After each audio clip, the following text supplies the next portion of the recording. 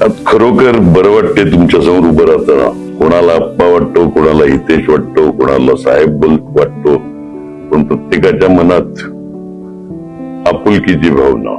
आणि मी पण आलेल्या प्रत्येकाशी आपला माझा कार्यकर्ता म्हणून आजपर्यंत भेटत आलो, काम करण्याचे प्रयत्न केले.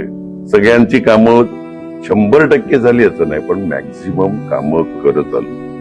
आज आपल्याला गेल्या काही निवडणुकात बरंच काही शिकायला मिळालं. माझ्या मागे पुढे फिरणारे, म्हणून स्वतःला मिरवून घेणारे, सत्तेची पद घेतली, आज कुठे आहेत ते मला पण माहित नाही. जायचे ते गेले, आभार मानतो त्यांचे. पण किमान शिकवलं तर खरं, विश्वास कोणावर ठेवायचा, कोणावर नाही ठेवायचा. आजूबाजूला फिरले म्हणजे आपले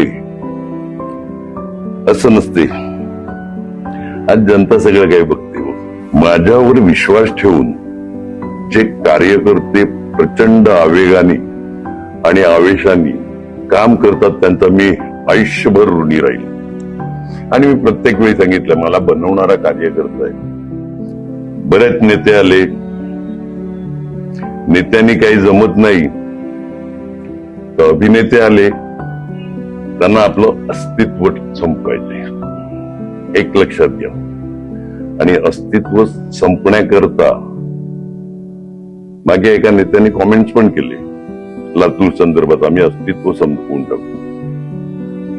सुंदर उत्तर रितेश देशमुख यांनी दिलं का अस्तित्व संपवण्याकरता कागदावर लिहायला पाहिजे, हृदयावर कोरलेल्या नावाचं तुम्ही काय करणार.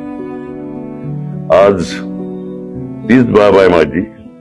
आज यांचं कुठे काही शिजत नाही म्हणून विषय आणला 35 वर्षात काय झालं.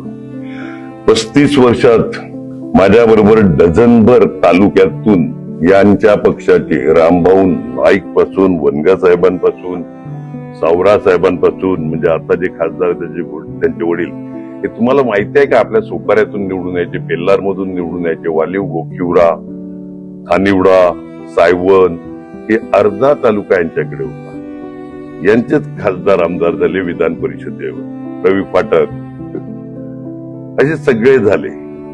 पण जबाबदारी माझ्या एकट्यावर टाकतात. गेलेल्यांची पण बरीच कामं केली. मी कधी कोणाची कामं किंवा वैयक्तिक टीका करत नाही, हे तुम्हाला माहिती आहे.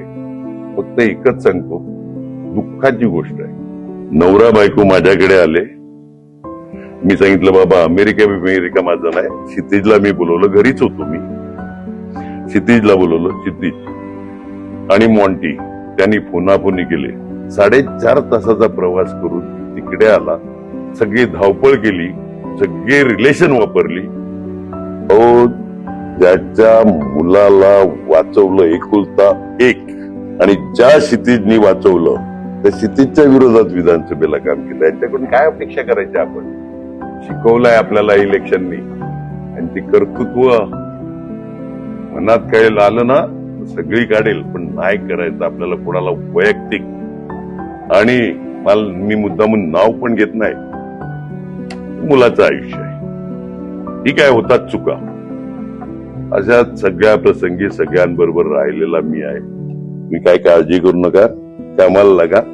शेवटच्या 2 दिवसात पैशाचा भरपूर वापर होणार आहे, हे लक्षात ठेवा. तुम्ही सावध राहा.